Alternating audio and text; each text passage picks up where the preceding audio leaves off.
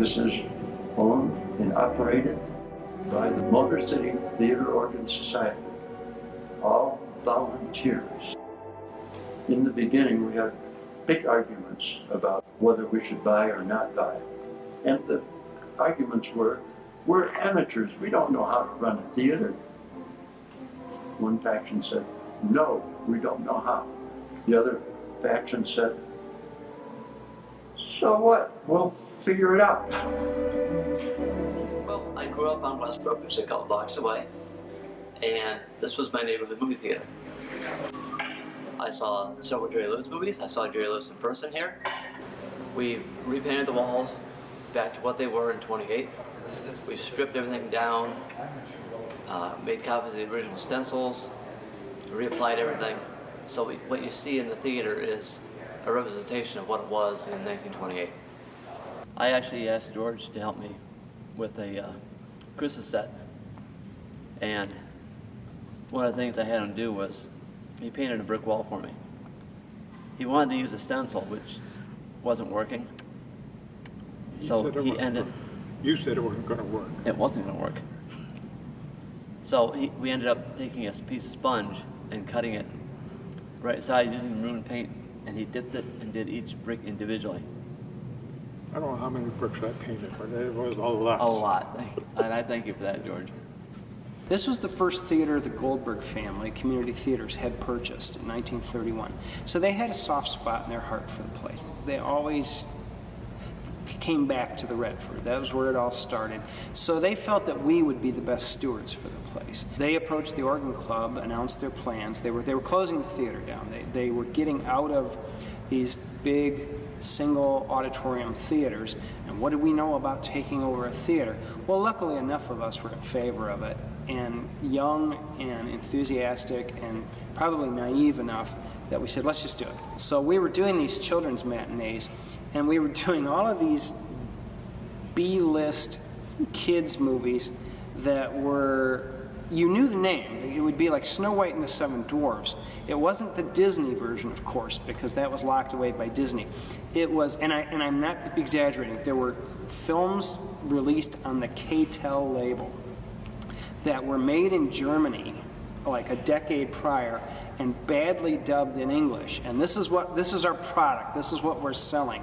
And Snow White looked a little more like Brunhilde than Snow White, and some pretty freaky looking dwarfs. But we still had 400 or 500 people for a show, and of course we featured the organ. We always featured the organ before.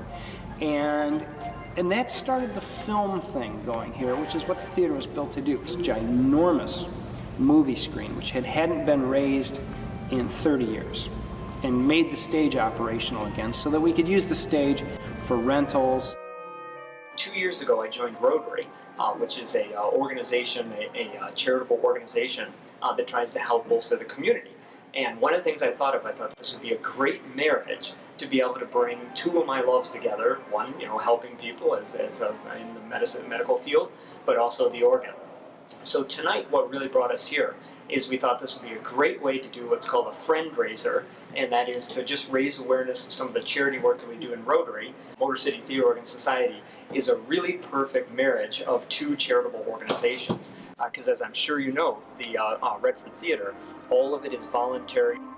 So over the past couple of years, we invited Mary Baddock to come to Kill a Mockingbird, which was a huge success. Tippi Hedren came to the theater for The Birds. She spoke about the film, she spoke about her experience with working with Mr. Hitchcock. She signed autographs in the theater, and her line was probably 200 deep at each show. It was a knockout success. We sold out on Saturday night, so it was a wonderful experience. What we're trying to do is keep the legacy of classic film alive, and also continue to make this not only just a place to come on a Saturday night, but to have a truly unique experience each time you come. We wish people happy birthday, we wish people happy anniversary, we sing to them, we invite groups to come and just enjoy the experience together, and that's what we think sets us apart. Walther, have been involved probably about 30 years, up in the projection booth, around 25. and we began coming here to the movies, and eventually found my way up to the projection booth. Like many of the people at the Redford, all of us have several duties. I also take care of the website and taking care of the emails, secretary of the board of directors. So there's always a number of things to be filled, and it's just a matter of time and how much energy you can put into different things.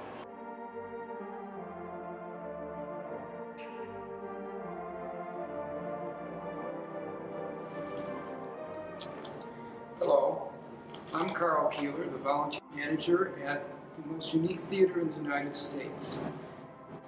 One of the most unique things we sell are the sweet potato cookies, which are baked right across the street.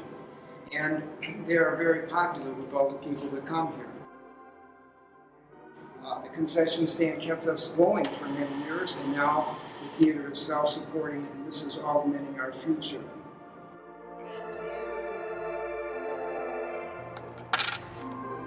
I often think, well, it's been a lot of work, but when that organ comes up and everybody comes in the door and they're smiling and happy, it makes everything worthwhile.